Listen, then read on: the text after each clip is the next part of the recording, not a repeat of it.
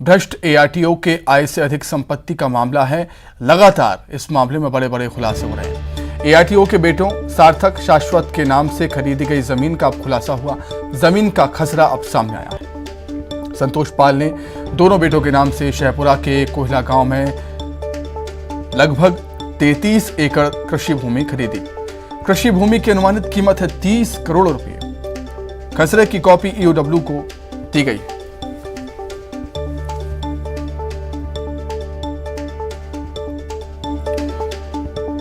तो भ्रष्ट एआरटीओ के आय से अधिक संपत्ति के मामले में अब और भी ज्यादा बड़े बड़े खुलासे हो रहे हैं। अकूत संपत्ति का मालिक भ्रष्ट एआरटीओ तो निकला ही है और खुलासों का सिलसिला भी थमा नहीं है। ज्यादा जानकारी के लिए सीधे जबलपुर का रुख कर देते हैं। प्रतीक अवस्थी हमारे साथ जुड़ गए हैं। प्रतीक, अकूत संपत्ति का मालिक एआरटीओ तो निकला ही है, लेकिन अभी जो खुलासे हैं उनका सिलसिला रुकने का नाम नहीं ले रहा है। अब करीब 30 करोड़ की जमीन का खुलासा।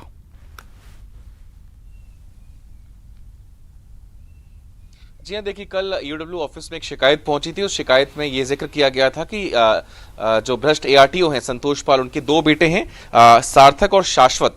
इनके नाम पर 33 एकड़ कृषि भूमि जो है वो शहपुरा के कोहला गांव में पाई गई है और बाकायदा इसका खसरा जो है वो भी शिकायत के साथ सौंपा गया है और जांच के दायरे में संपत्ति को लाने की मांग भी की गई है। चूंकि उनके जो दोनों बेटे हैं वो फिलहाल इतने बड़े भी नहीं है कि कोई बहुत बड़ा धंधा उनका या फिर किसी बिजनेस में वो सेटल्ड हो, तो संभावना शिकायत के माध्यम से यही जताई गई है कि जो काली कमाई अर्जित की गई थी उसके जरिए दोनों ही बेटों के नाम पे अलग अलग जो हेक्टेयर की जमीनें हैं शहपुरा के कोहला में वो यहां पर खरीदी गई हैं और बाकायदा इस खसरे के सामने आने के बाद जो अनुपातहीन संपत्ति का आंकड़ा है वो कम से कम फिलहाल तो बढ़ता ही दिख रहा है। लेकिन ईओडब्ल्यू अपनी जांच के बाद आखिर क्या इसे फाइनल करेगी ये देखना होगा। बहरहाल ईओडब्ल्यू की भी जो जांच की प्रक्रिया है वो कटघरे में है।